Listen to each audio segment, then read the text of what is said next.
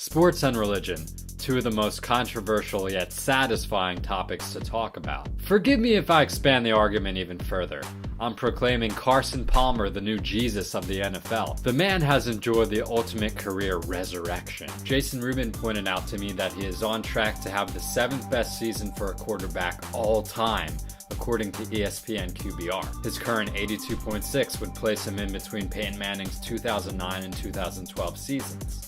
But how did he get here? Let's review the man's early career, when he was attending to his first flock, the USC Trojans. Carson pretty much killed it at USC. He was responsible for much of Pete Carroll's success when he began his tenure at the program, beating Iowa in the 2003 Orange Bowl. Carson's roommates in college consisted of Troy Polamalu and Matt Castle, not a bad pair of disciples to follow you into the NFL. Carson won the Heisman in 2003 and was the Pac-10's career leader in passing attempts, yards, and completions upon graduating. He was the #1 overall pick that year, going to the Cincinnati Bengals. Palmer actually sat out his first year, something rare for a #1 pick.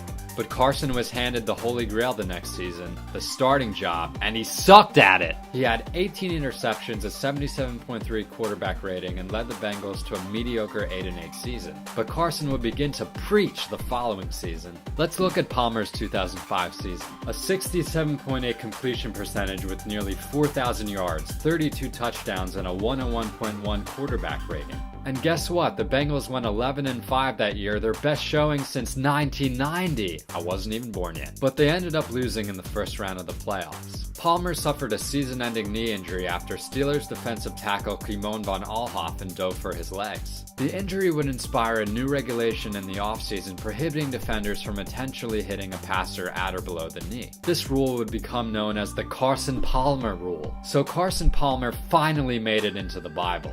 Well, the NFL rulebook at least. He came back from the injury the following season and defied expectations with another incredible year. He made the Pro Bowl and placed 3rd in the Comeback Player of the Year award. But then came the dip. In 2008 and 2009, Palmer suffered from nagging injury problems and a team that could not get past the first round of the playoffs. He requested to be traded in 2010, but the Bengals turned him down. So Carson retired and went to the Raiders of all places, where he faced 2 more tough seasons. Let's turn to Number Fire's Sal Cacciatore for a more thorough analysis. There's a fancy stat called adjusted net yards per pass, which is basically a more stat-anal way to measure yards per pass, as it takes into account sacks and interceptions. And it's also adjusted for inflation. Yes, there is inflation in football, as the NFL has become more pass-heavy in recent years. Let's look at the chart. 100 marks the league average, and 15 points represents 1 standard deviation above the mean. As you can see, Palmer had above-average seasons early in his career, but skidded in his latter tenure with the Bengals and Raiders. And then the miracle happened. Palmer was traded to the Cardinals in 2013.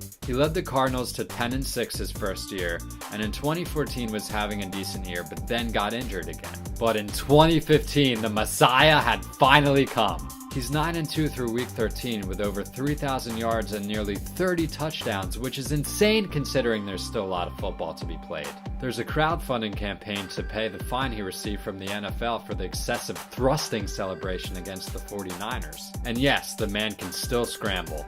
In week 12, on a goal line score, he reached a top speed of 18.88 miles, which was faster than Adrian Peterson's top speed that week. Adrian freaking Peterson! It's on NFL.com, I'm not making it up. Tom Brady's gonna get MVP, but mark my word, Carson Palmer jersey wearing locusts will swarm the earth if Palmer doesn't at least get Comeback Player of the Year. Or a Super Bowl ring. Or both. Thank you, and please subscribe.